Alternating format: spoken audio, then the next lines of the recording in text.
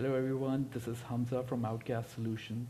My guest today is Kristina Frunze. She spent the last decade in inside Contact, and her agency has worked with over 50 companies in the space, all with one focus: turning SEO into a predictable pipeline, not just traffic. She works directly with a small handful of clients at a time, just two a month, and the numbers speak for themselves. Recurring SQLs by month 6, and an average 40% drop in CAC by month 12. She's also one of the few marketers who has actually figured out how a brand gets named directly into ChatGPT or Claude or AI engine. Most importantly, she'll talk about how she proves to a finance director that it worked. So if you're a VP of marketing or a founder trying to build a real SQL engine instead of chasing vanity metrics, this episode is for you. Kristina, welcome to the show. Thank you, Hamza. Nice being here. Thank you for having me. Beautiful. So before we get anywhere near marketing, Kristina, this is a question that I genuinely wanted to ask. What's something you're obsessed about that has nothing to do with the work? That's a good one. I think I'm a bit of I don't know if that's a good thing or not, but I'm a bit of a clean freak. Like I will clean everything, and I will not rest until everything is clean. I just can't concentrate on things, and that served me in good purposes and also in bad purposes because sometimes I'm a little bit annoying. But I like when everything is clean, and maybe I have a bit of OCD, I think. Oh, so I kind of feel like you're somebody who hates clutter. So clutter can be there. It's just it has to be clean clutter. You know what I mean? It's just like I have to like everything has no dust, like everything should be kind of fresh and nice, and then I'm able to concentrate on everything else. So yeah. So is having OCD beneficial for work, or is it something that kind of like limits you in some ways at times? I think it's kind of, two sides of the same coin. Like you can definitely go down the rabbit hole of a certain task, and like sometimes I get so caught up in solving a certain problem that I can't spend a whole day on that, and I will not stop until I get to the bottom of it. But then it's like preventing me from doing everything else. So then I have a bunch of tasks at the end of the day that I should have solved them. But then it's also, I think, playing in the benefit of me being very responsible. Like, I will definitely get something out and I will not leave people hanging, which I really appreciate about other people when I work with them. So I think it's good and bad in this. Great. So, Christina, just tell us a little bit about your history. What were you doing before any of this, before you get into AI search or SEO and all that? Like, what was your job? How did you get started? So I used to my SEO journey started with my move to Canada. Before that, I used to live in Lithuania, Vilnius, and that's where I was studying. And after I graduated, I got into writing articles, and I used to write articles for forex industry, like everything about all this the bank rates and the new some regulations in the financial tech industry and things like that. So I've done this for quite a while, and that gave me like a little bit of content background. So I used to create content, and then I got into Upwork and like different freelancing platforms, and I used to just create content for people.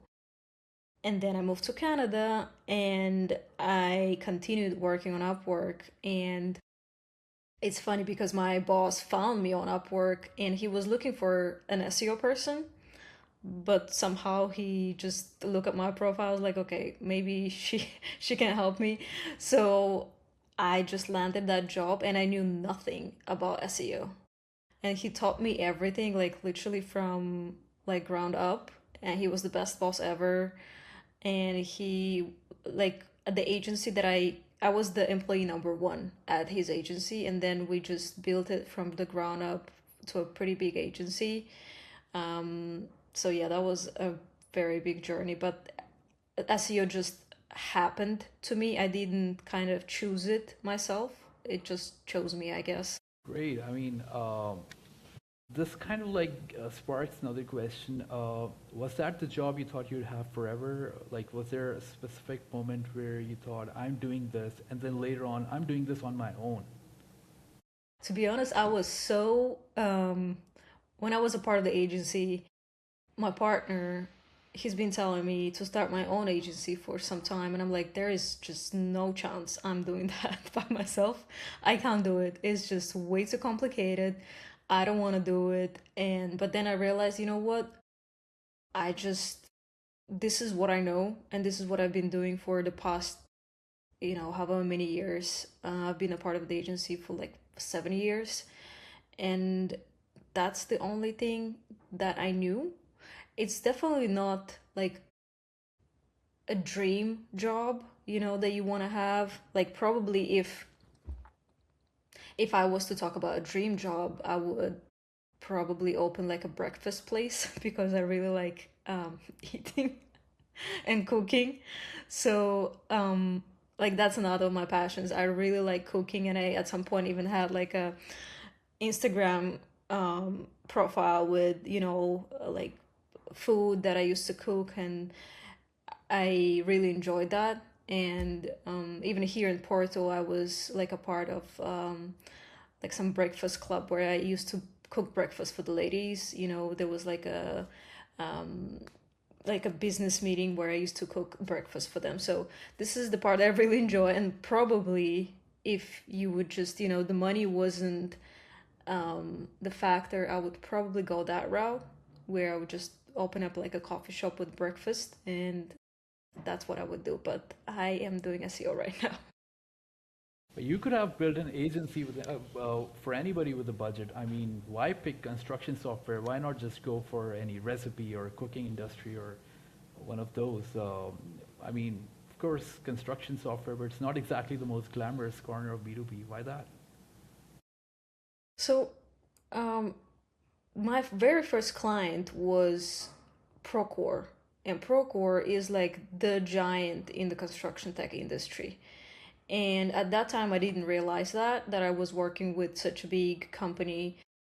But because we work with Procore, we've had quite a lot of clients from that space. And naturally, because I had experience working with them, they used to come, to me. And I established a lot of connections in that field, and I knew a lot of people from the construction technology. So when I thought of opening my own agency, um, the only that's the only focus that I wanted to go after, just because I knew it very well. I know the industry very well. I know the people from there. I've got some referrals, some really good connections.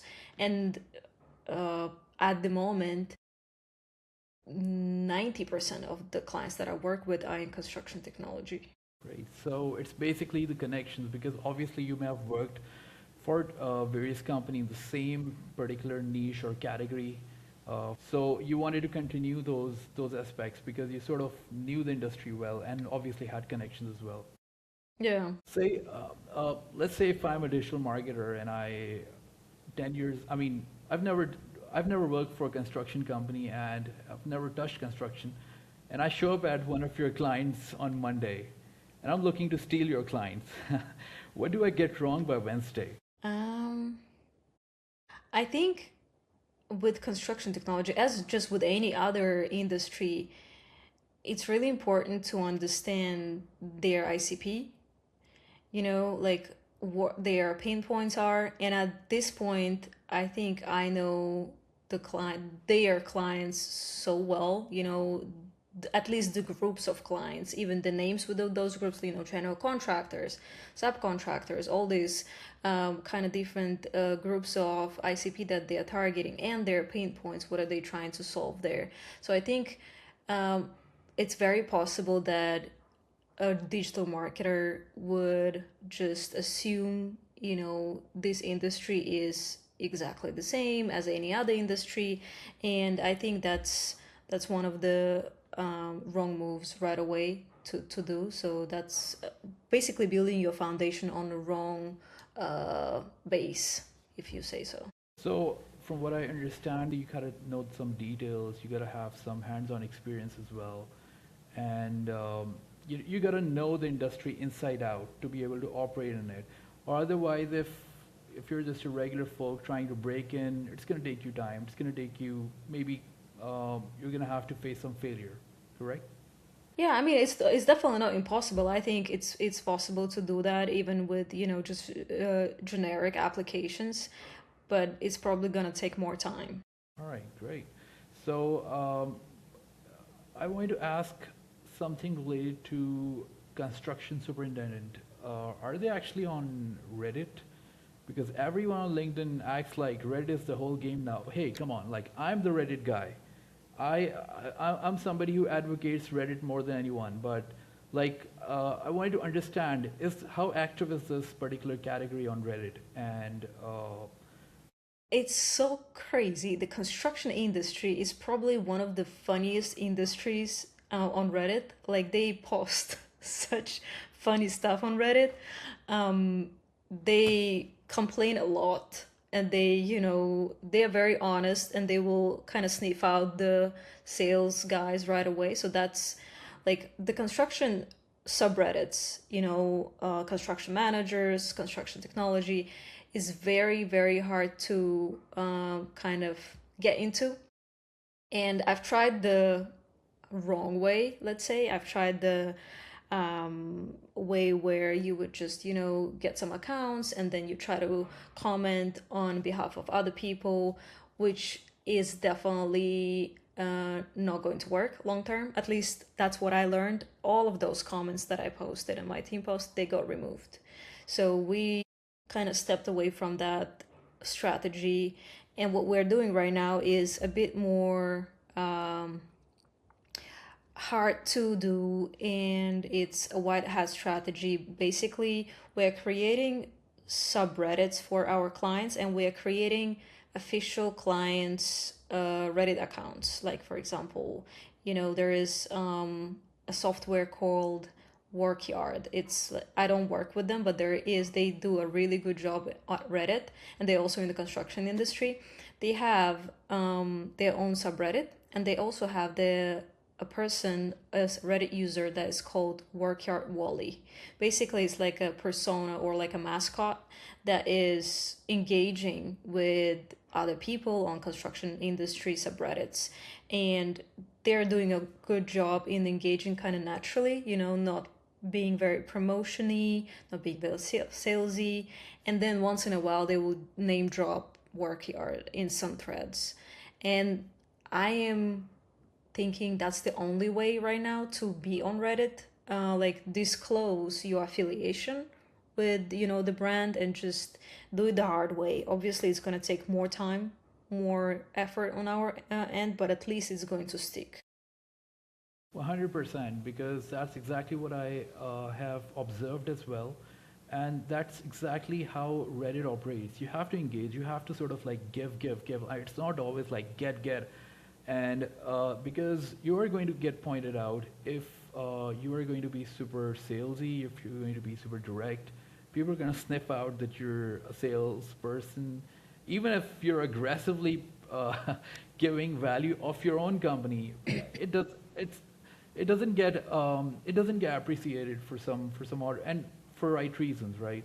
So and I've been on this platform for a couple of years, so you're 100% right about the way it is, and I see more B2B brands coming in on Reddit, and hopefully this platform's also going to evolve moving down the line. Now, I want to spend a real time on this next one. You wrote about a comparison guide on construction time tracking, and it generated more pipeline in a quarter than a dozen blog posts combined. Take me back to before you'd written a word of it. Yeah, when I came in to that client, I was surprised they didn't produce this kind of listicle, because that is the time tracking for construction is what they want to go after, and that is like their main keyword. So I was really surprised they didn't have anything like bottom of funnel created for that, aside from, they have a landing page, they have some blog posts, but no listicle. And we know that listicles perform extremely well right now on LLMs. So that was definitely one of the first things that I wanted to create for them. It took a big part. So whenever I approach listicles, like there is a very bad way of creating listicles, and there is an okay way. I don't think there is like a perfect way of doing them, but the approach that we have is, I think, a little bit more comprehensive than just creating a listicle. Putting together like a list of different solutions, putting yourself first, putting some descriptions of each solution, like some screenshots, and that's it. What we've done is we've created first like a methodology for them. Like, okay, this is the methodology that we will be using for any listicle going forward. And we put together like different criteria. Okay, user friendliness, or reviews, or how compatible the integrations. Pretty much like there is 8 different scores that we go from. And then on top of that methodology, we actually build that listicle and evaluate different solutions against that criteria. And that kind of gives Google and also users a bit more trust in the listicle, because we're like very discreetly saying on top, this is how we evaluated these solutions, this is what we've done, this is not just put together randomly. And it took a lot of effort to put it together. And it's a very long article. It's like 20,000 words.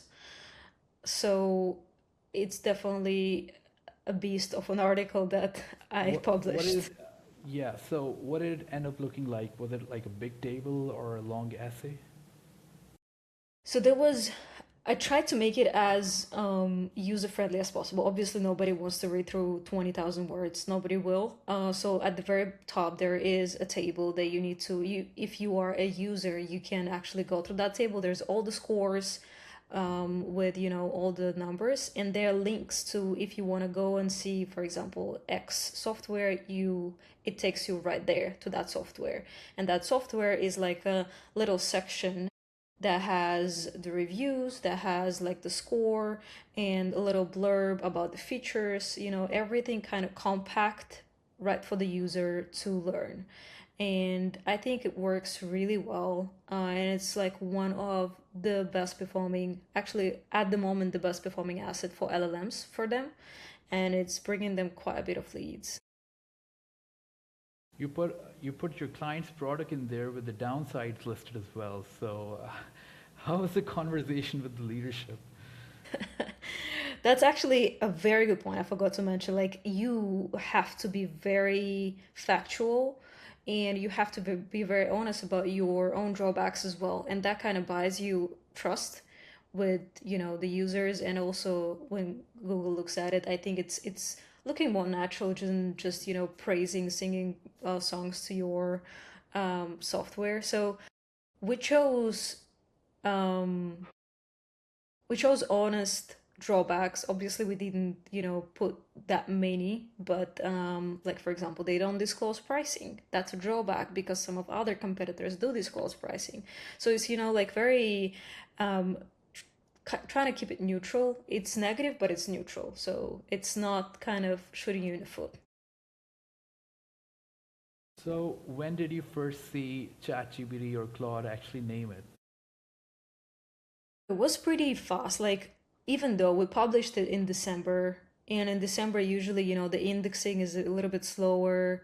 So I had to kind of wait on that a little bit. I think in a couple weeks, we've been already seeing it in Google Index and then in LLMs as well.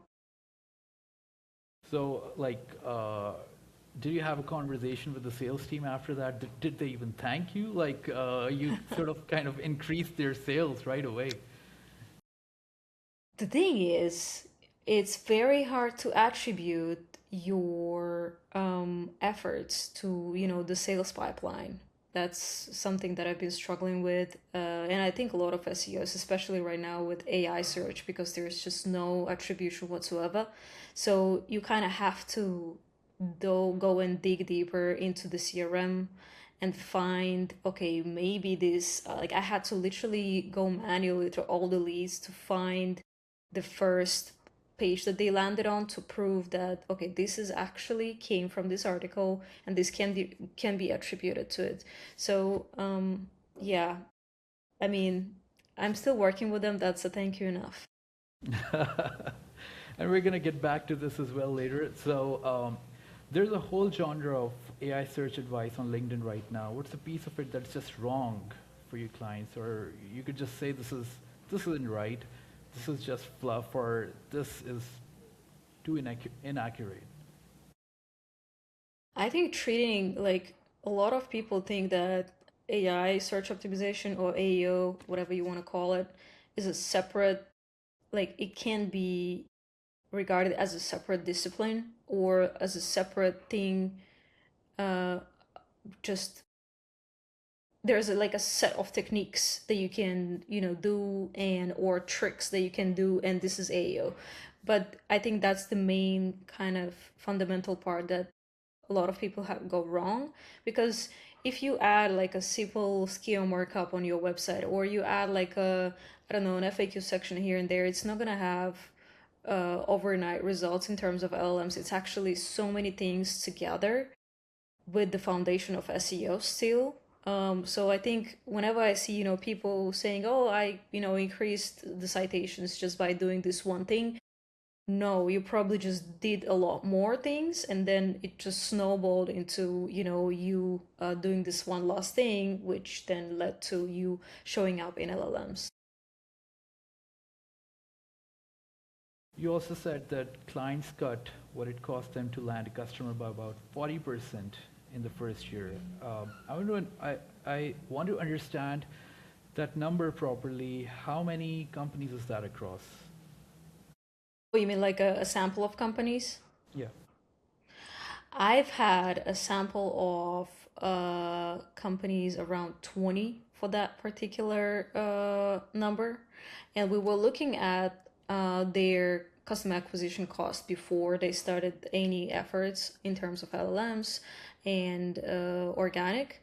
And then we've looked at it again at the end of the 12 months, and we've seen that they're because the first 6 months obviously takes a long time for SEO to work. But if you're patient enough, and then once you start ranking and you see the results are kind of how do you call it? They compile on each other, like because you're already there, Google starts recommending you more and more. So it's like I always give this example of going to the store and buying apples versus planting an apple tree and getting apples forever for free. So this is exactly the equivalent of, doing the paid ads and paying for apples every single time, or just planting a tree, waiting 6 months, and then, bearing the fruits. Talk about the worst ones. Like, what did the worst one look like? Worst one in terms of what? I'm pretty sure you must have seen some cases, and I'm pretty sure there's all sorts of, companies out there. Sometimes it's not even the fault of the person; it's just their internal structure is so messed up, or maybe they're not giving you the raw data, the right data to work with. So, are there any examples where things didn't really turn up the way it should have? For sure, yeah. I've had some examples where the organic traffic was working. We've been driving quite a bit of traffic to the website. But what was happening is that they just did not have a good website. Like the website was not converting. And while we provide some recommendations of conversion optimization rate, I analyze it with Microsoft Clarity and things like that, conversion path, still like the implementation wasn't there. So when people landed on their website, they just weren't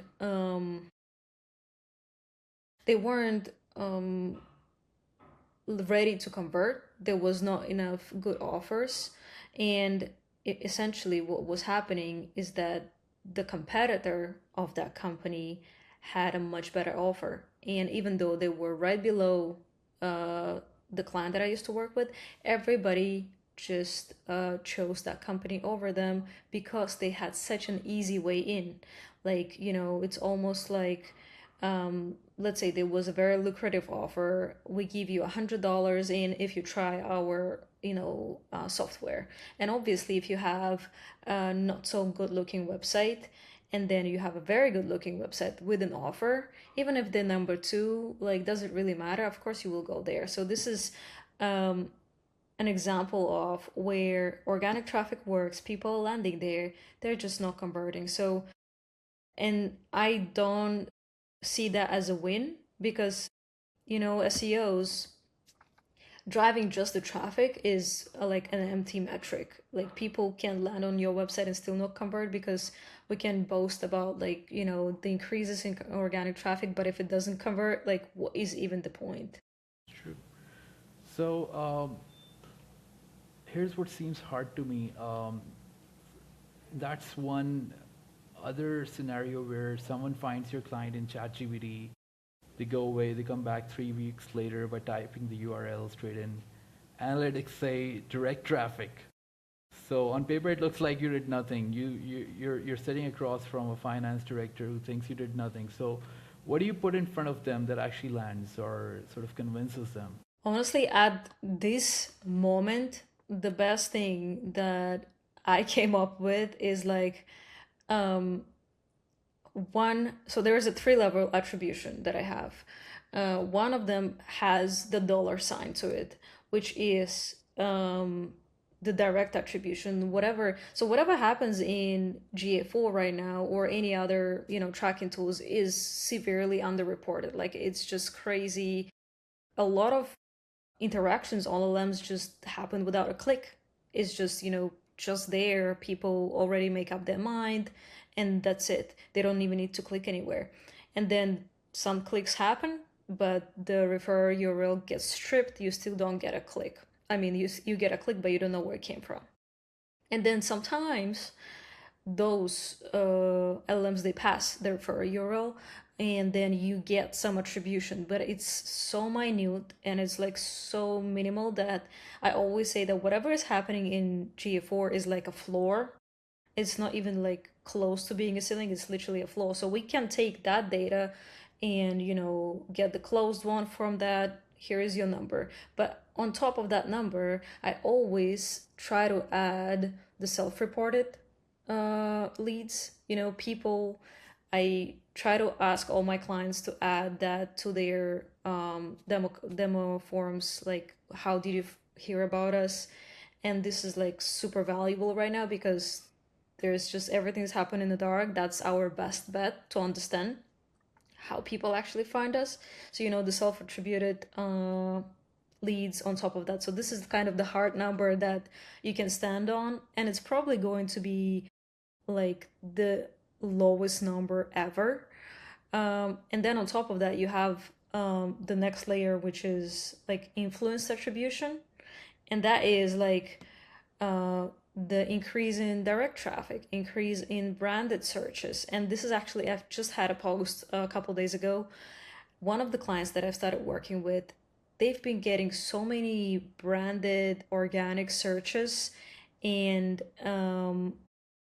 their leads this month is the highest they've ever been in like years. I've gone back to 2024 and they've never seen such amount of organic leads. And all these leads are, well, big part of them is coming from branded, and they're not running any other initiatives like maybe some PR or anything like that. Is purely just people typing in their name in Google and converting right away. So that's another way your LLM is working. And then I'm always looking at like, how are their sales cycle? Are they becoming shorter? If they're becoming shorter, then the LLMs are working because people already do so much, learning about your brand before landing on your website. So that's kind of another one. And if we're winning against competitors, if like our win rates against competitors are improving, that's also another big, kind of drop in our bucket that AEO is working. And then obviously all the other things that don't have the dollar value, but like AI visibility, sentiment, AI share of voice, everything that you track in your, Peak and all the other tools that you have. That's kind of building the story for them for the future in a way that like it's not even about the investment. Like right now, can you afford the investment, but can you afford not to show up in like 2 years from now on for these queries, because your competitors will. So it's kind of, building a bit of a story building for the boardroom, I guess. You've said people arriving from ChatGPT close faster because they've done the homework already, and I have this personal experience too. Like, I would rather trust a name coming on ChatGPT more, or even if I have to take a referral, I would probably verify it from the AI or AI engines. So, like, tell me about your experience talking with the sales team or with the management. And this part, is this measured, or is it just the sales team telling you it feels that way? Um, That's a good question. I don't think it's like very accurately measured. It's a mix of conversations with the sales team and also uh, like looking at the conversion rate on the LLM pages. For example, I've seen um, the conversion path. Like, in Google Analytics, you can recreate the conversion path. You can see what pages were visited right before people converted. And this is what I do like on a quarterly basis for the clients to understand, okay, what's changing, how people behave on a website. And what I've seen is that if people arrive from the LLM, or like I know that this is an LLM traffic and they come from there, they land on, let's say, a blog, and then their conversion path is much shorter. Like before, if people like come from organic, they would go into the blog, then they will go into another blog, then to, some integrations page, then back to the blog. So there's like 9 steps in their conversion path, and probably that's not even it. But in the LLM traffic, what I'm seeing is much shorter conversion paths. And that can make sense, because when you have the conversation with Claude or whatever you use, a lot of objections that you might have, they already answered. You kind of already trying to poke holes in it and try to. You would pretty much ask the questions that you would ask a salesperson, I guess. So it's, I believe this is true. And I've seen like there's so many studies right now. I don't know how accurate they are, but there's a lot of studies on that as well. I know you've been really deep into this AI search thing, and it's been going really successful. But I want to know, what were you selling a year ago that you'd refuse to sell today? Because I know things have changed, probably strategies have changed, or tactics definitely for sure. SEO has changed. I think I no longer do the local SEO. Oh, It's just it's just not my thing. I mean, I can do it, and I've done it for quite a while at the agency. We used to work with a lot of companies like plumbing and HVAC companies, roofing companies in the US, and dealing with Google Business Profile is, I just can't do it anymore. It's too much. Like the way it got, at some point it was so ridiculous. People literally could just move your business pin to like in the middle of the desert and get away with that, and then your whole business that was relying on that oh my Google God, yeah. Business Profile is just, got messed up. That's it. You don't get any leads because it's now in the middle of the desert and all the ranking signals are gone. So I mean, it's just too much uncertainty for me in that field. For sure. Fair enough. Last proper question. Let's say a software company calls you on Monday and they have a good product and they've basically published nothing. What's the very first thing you do? Not the high level strategy, the actual first action item. You mean aside from like getting to know them, Yeah. like Yeah, the yeah, for actual sure. SEO? Okay. Yeah, yeah, Um, the first thing I do on their website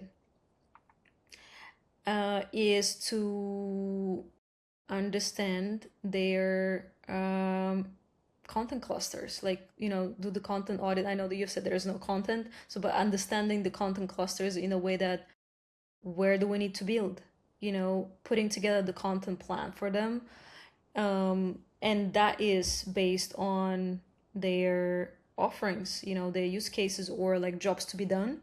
You just, that's the first thing I do. The content probably is, I don't know, maybe I'm just biased, but I still think content is like the heaviest thing that you need to do.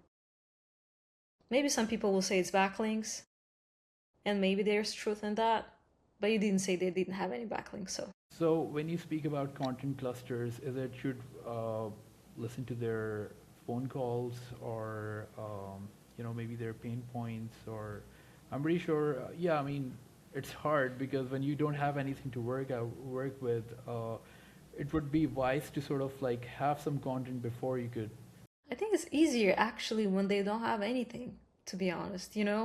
When a client comes with a ton of content on their website, you have to kind of comb through it and try to bucket all that content into Yeah. different clusters. And sometimes it doesn't fit anywhere. So you end up just deleting half of their content, which is this is probably one of my favorite things to do. I'll just delete half of it because it's just either, outdated, or maybe there is something that is not true anymore, or it's just pure dead weight on their website.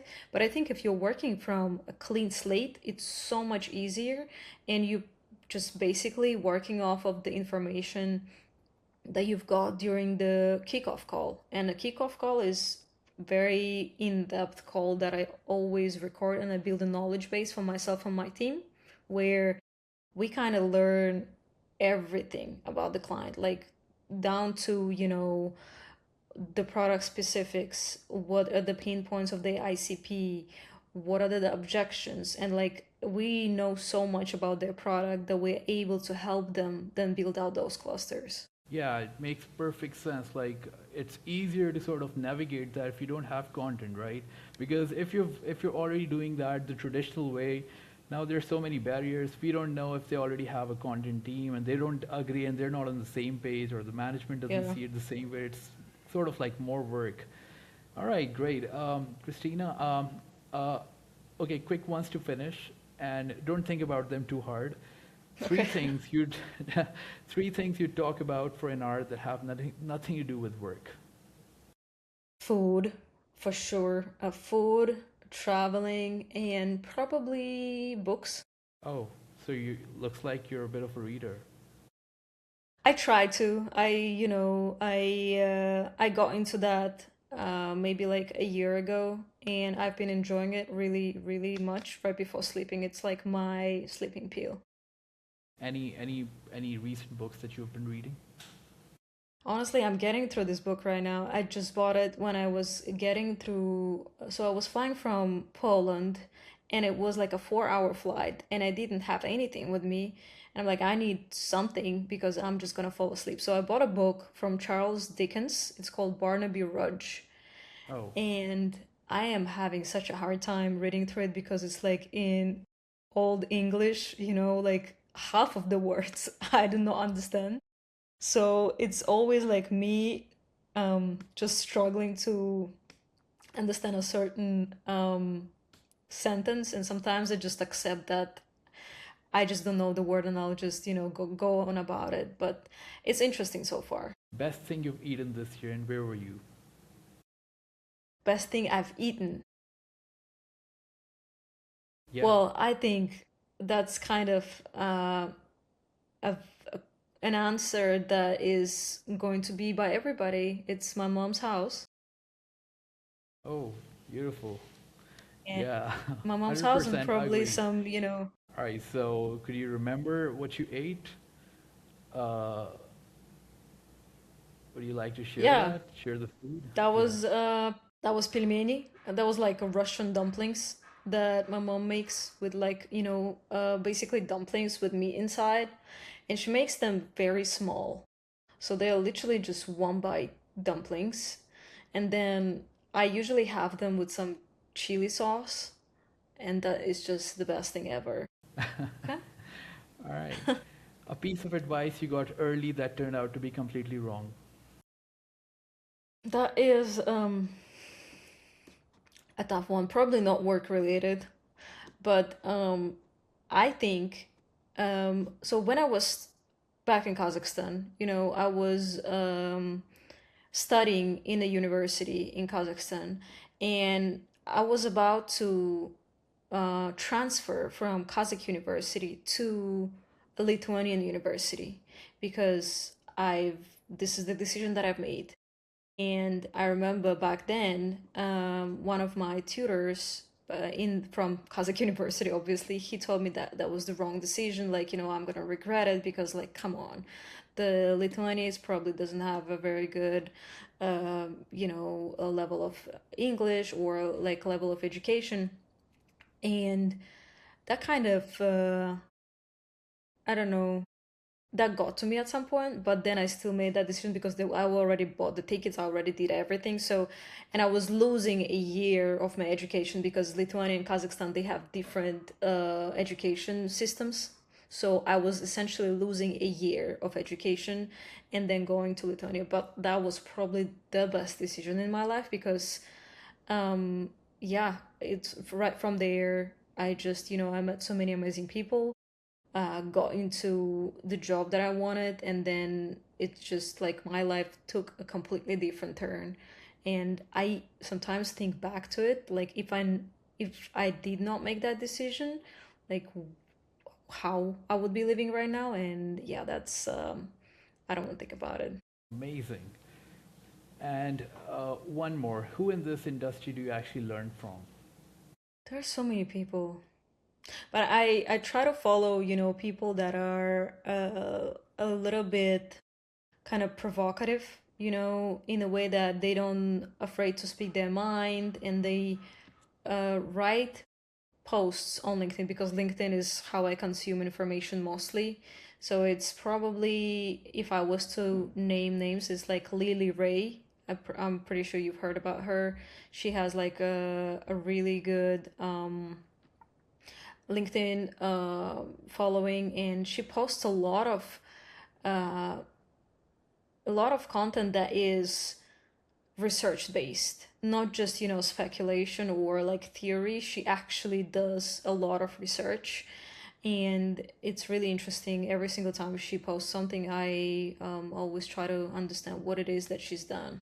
Christina, this was great. Thank you for doing this. Where should people find you if they want to follow you about what you're doing? It's just LinkedIn, like Kristina Frunze at LinkedIn, or my website, webviewseo.com. This is where I am. All right, great. All right, so folks, this was Kristina Frunze. Please follow her on LinkedIn. And she's been doing this for a while, for quite a while, and she definitely knows a thing or two. Thank you, Christina, for giving us the time. Hopefully, we're going to have more sessions, and we'll also include you in more of them. For sure. In some of them. Thank you, Hamza.